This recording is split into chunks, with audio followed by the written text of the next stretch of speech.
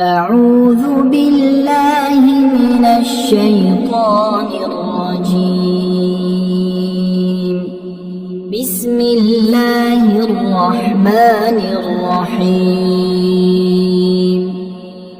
الحمد لله الذي أنزل على عبده الكتاب ولم يجعل له عوجا قيما لينذر بأسا شديدا من لدنه ويبشر المؤمنين الذين يعملون الصالحات أن لهم أجرا حسنا ماكثين فيه أبدا وينذر الذين قالوا اتخذ الله ولدا ما لهم به من علم ولا لآبائهم كبرت كلمة تخرج من أفواههم إن يقولون إلا كذبا فلعلك باخع نفسك على آثارهم إن لم يؤمنوا بهذا الحديث أسفا إنا جعلنا ما على الأرض زينة لها لنبلوهم أيهم أحسن عملا وإنا لجاعلون ما عليها صعيدا جرزا أم حسبت أن أصحاب الكهف والرقيم كانوا من آياتنا عجبا إذ أوى الفتية إلى الكهف فقالوا ربنا آتنا من لدنك رحمة وهيئ لنا من أمرنا رشدا فضربنا على آذانهم في الكهف سنين عددا ثم بعثناهم لنعلم أي الحزبين أحصى لما لبثوا أمدا نحن نقص عليك نبأهم بالحق إنهم فتية آمنوا بربهم وزدناهم هدى وربطنا على قلوبهم إذ قاموا فقالوا ربنا رب السماوات والأرض لن ندعو من دونه إلها لقد قلنا إذا شططا هؤلاء قوم اتخذوا من دونه آلهة لولا يأتون عليهم بسلطان بين فمن أظلم ممن افترى على الله كذبا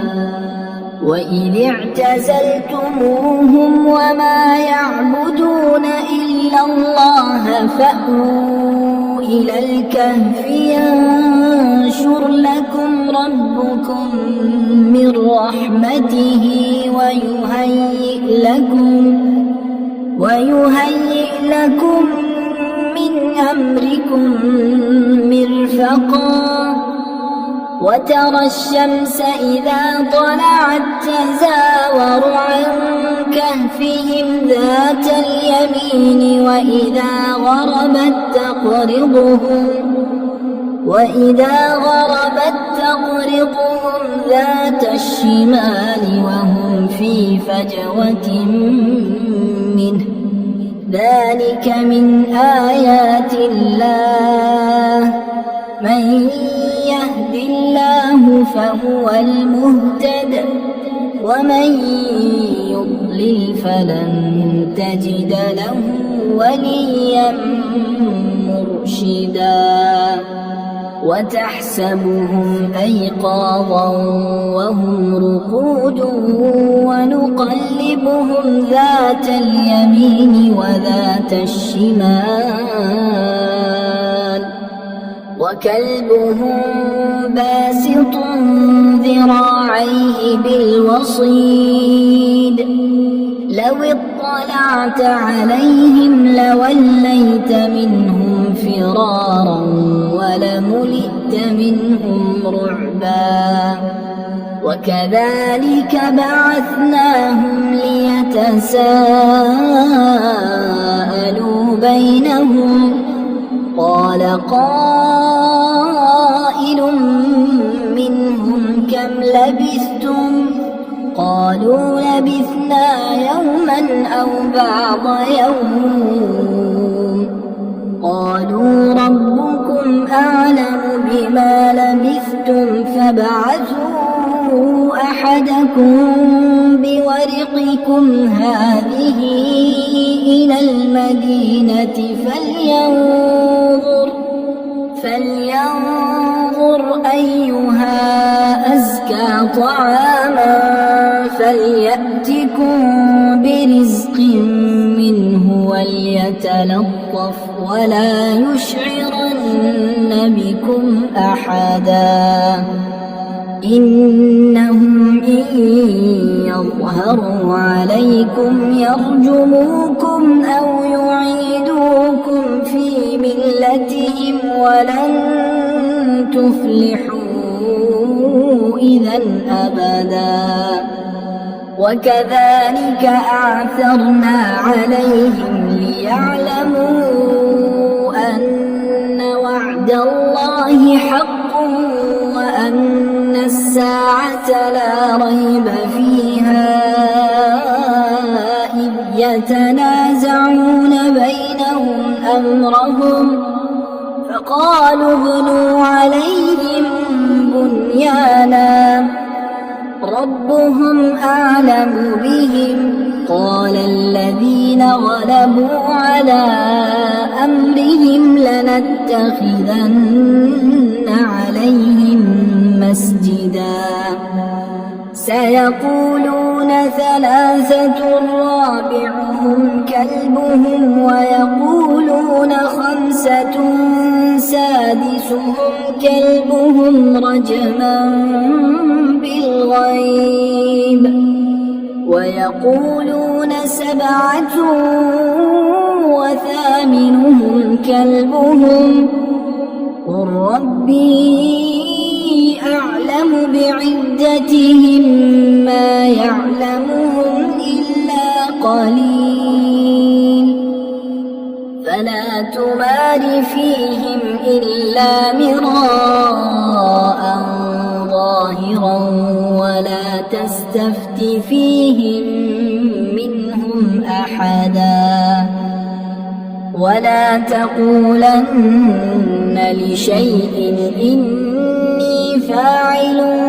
ذلك غدا إلا أن يشاء الله واذكر ربك إذا نسيت وقل عسى أن يهديني ربي لأقرب من هذا رشدا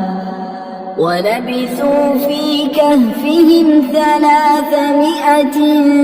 سنين وازدادوا 9 قل الله أعلم بما لبثوا له غيب السماوات والأرض أبصر به وأسمع ما لهم من دونه من ولي ولا يشرك في حكمه أحدا واتل ما أوحي إليك من كتاب ربك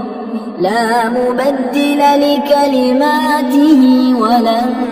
تجد من دونه ملتحدا واصبر نفسك مع الذين يدعون ربهم بالغداة والعشي يريدون وجهه ولا تعد عيناك عنهم تريد زينة الحياة الدنيا ولا تطع من أغفلنا قلبه عن ذكرنا واتبع هواه وكان أمره فرطا وقل الحق من ربكم فمن شاء فليؤمن ومن شاء فليكفر إنا أعتدنا للظالمين نارا أحاط بهم سرادقها وإن يستغيثوا يغاثوا بماء كالمهل يشوي الوجوه بئس الشراب وساءت مرتفقا إن الذين آمنوا وعملوا الصالحات إنا لا نضيع أجر من أحسن عملا أولئك لهم جنات عدن تجري من تحتهم الأنهار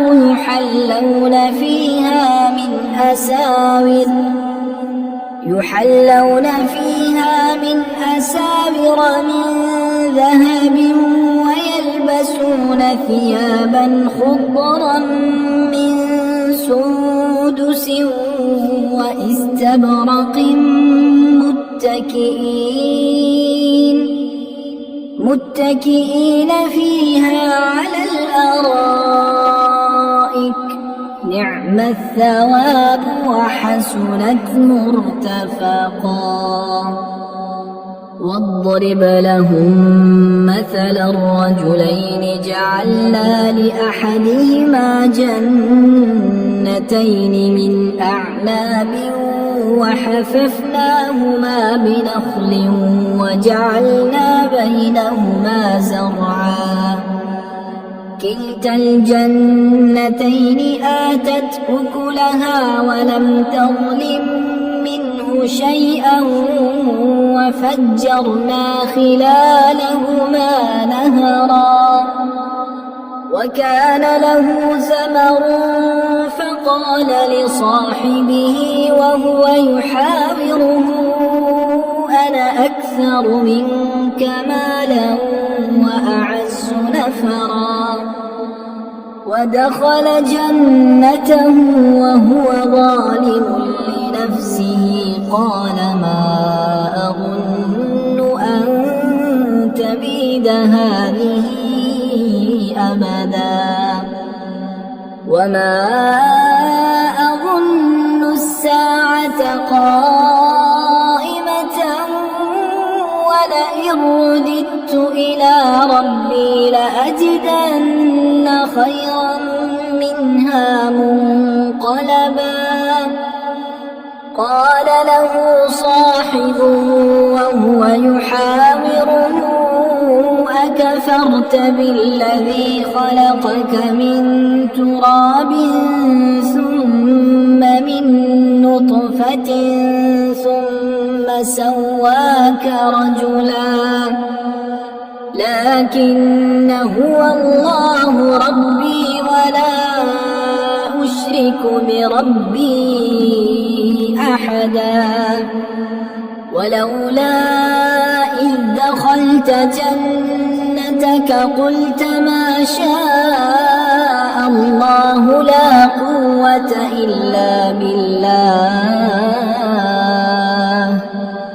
إن ترني أنا أقل منك مالا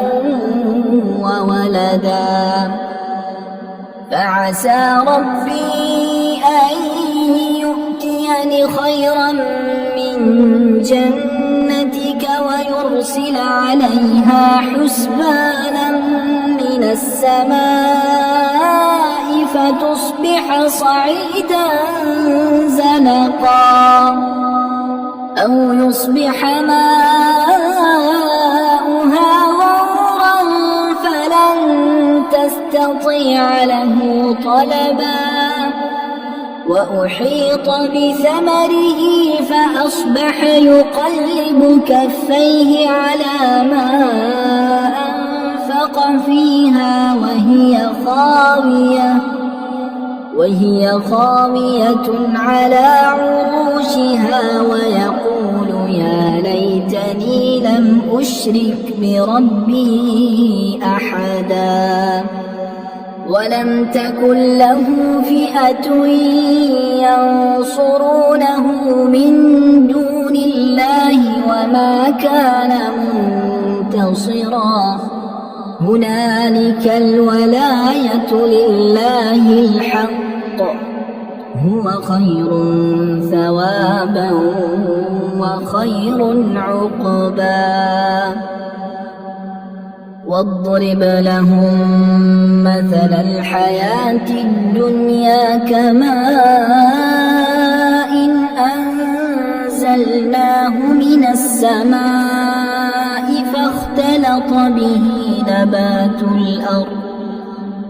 فاختلط به نبات الأرض فأصبح هشيما تذروه الرياح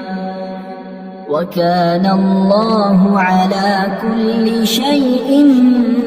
مقتدرا المال والبنون زينة الحياة الدنيا والباقيات الصالحات خير عند ربك ثوابا وخير أملا ويوم نسير الجبال وترى الأرض بارزة وحشرناهم فلم نغادر منهم أحدا وعرضوا على ربك صفا لقد جئتمونا كما خلقناكم أول مرة بل زعمتم أن لن نجعل لكم موعدا ووضع الكتاب فترى المجرمين مشفقين مما فيه ويقولون يا ويلتنا ما لهذا الكتاب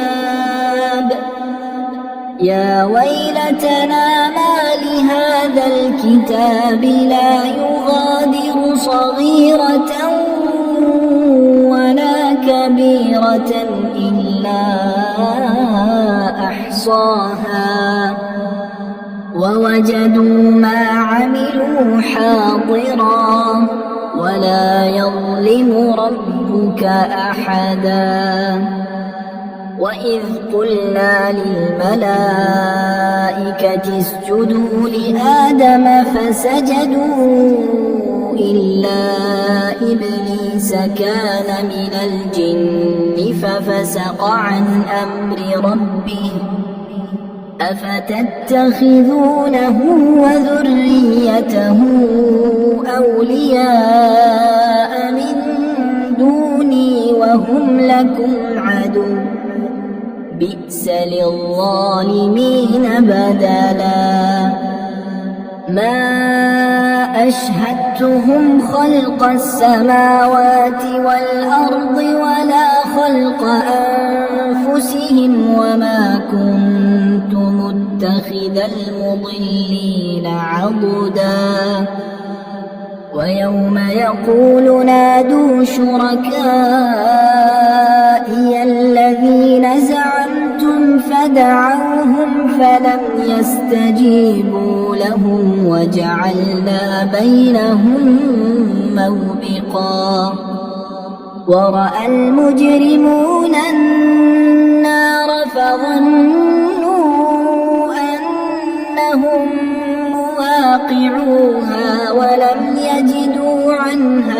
مصرفا ولقد صرفنا في هذا القرآن للناس من كل مثل وكان الإنسان أكثر شيء جدلا وما منع الناس أن يؤمنوا إذ جاءهم الهدى ويستغفروا ربهم إلا أن تأتيهم سنة الأولين أو يأتيهم العذاب قبلا وما نرسل المرسلين إلا مبشرين ومنذرين ويجادل الذين كفروا بالباطل ليدحضوا به الحق واتخذوا آياتي وما أنذروا هزوا ومن أظلم ممن ذكر بآيات ربه فأعرض عنها ونسي ما قدمت يداه إنا جعلنا على قلوبهم أكنة أن يفقهوه وفي آذانهم وقرا وإن تدعهم إلى الهدى فلن يهتدوا إذا أبدا وربك الغفور ذو الرحمة لو يؤاخذهم بما كسبوا لعجل لهم العذاب بل لهم موعد لن يجدوا من دونه موئلا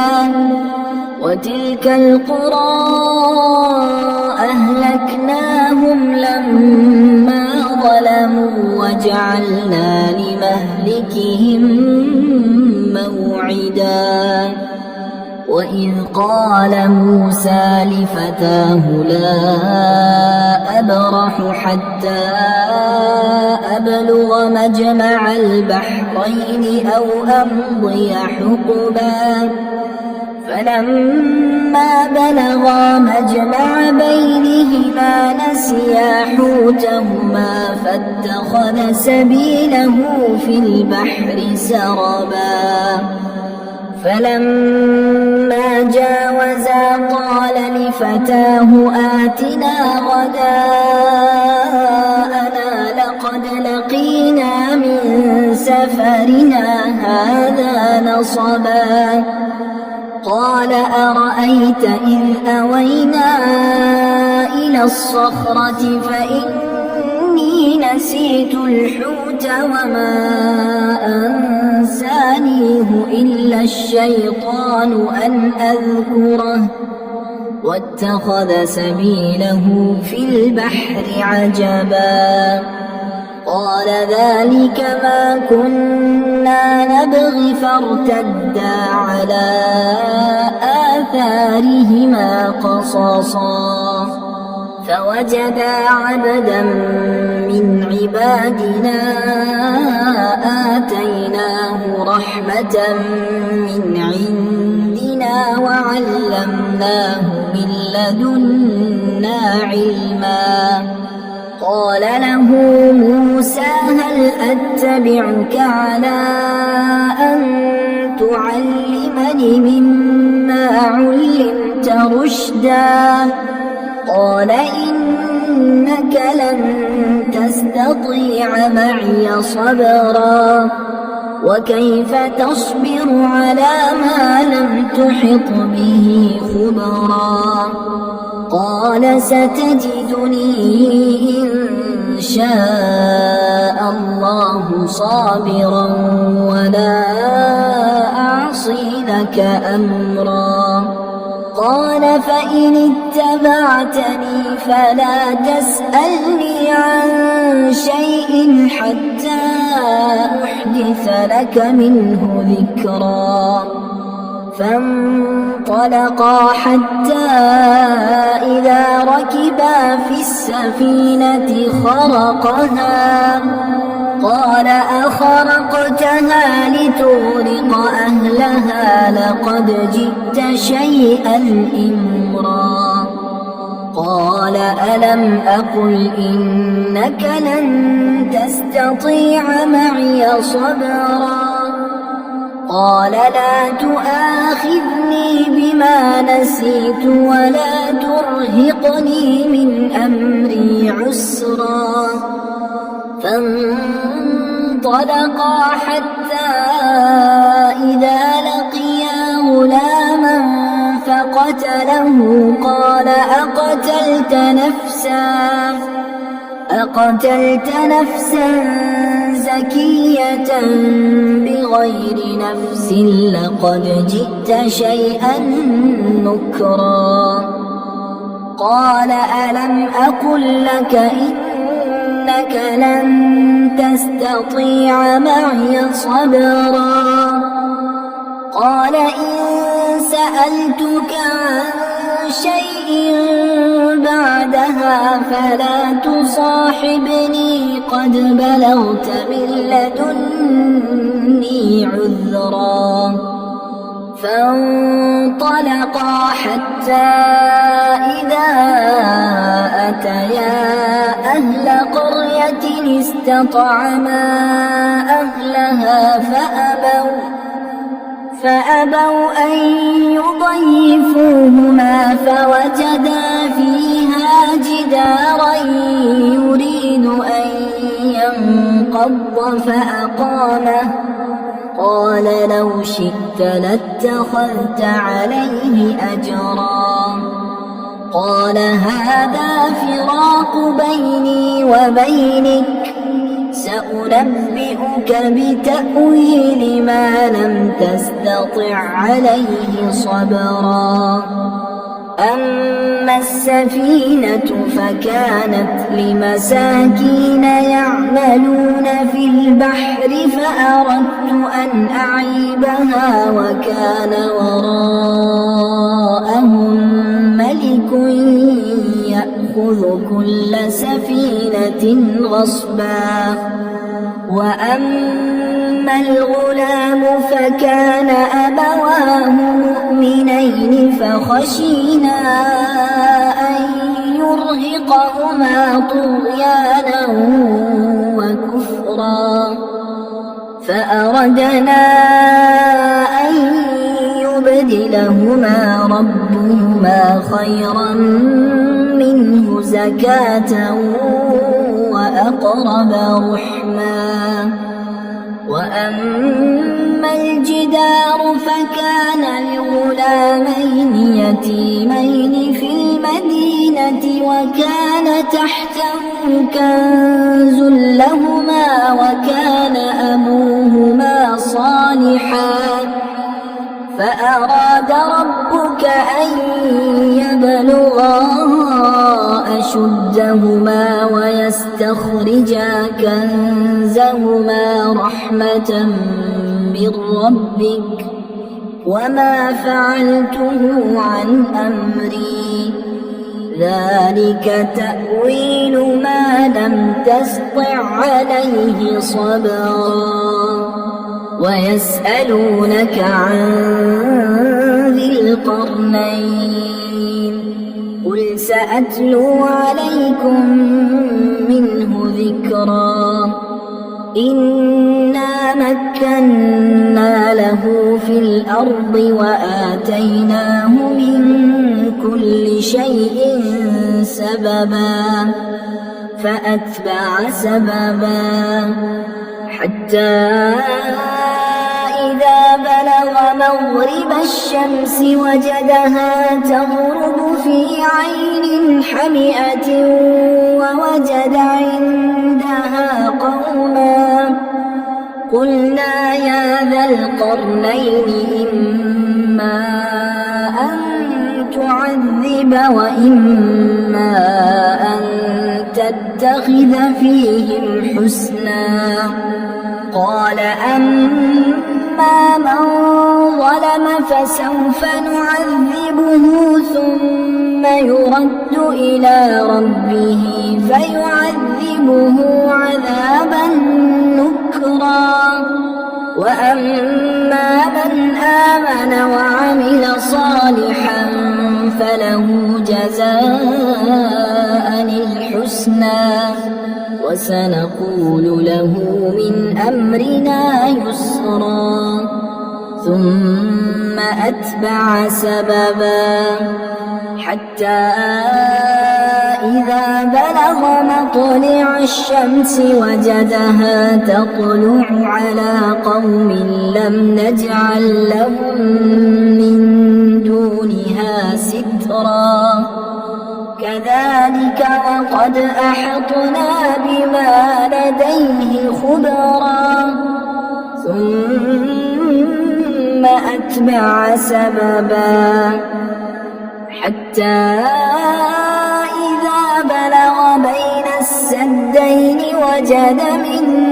دونهما قوما لا يكادون يفقهون قولا قالوا يا ذا القرنين إن يأجوج ومأجوج مفسدون في الأرض فهل نجعل لك خرجا على أن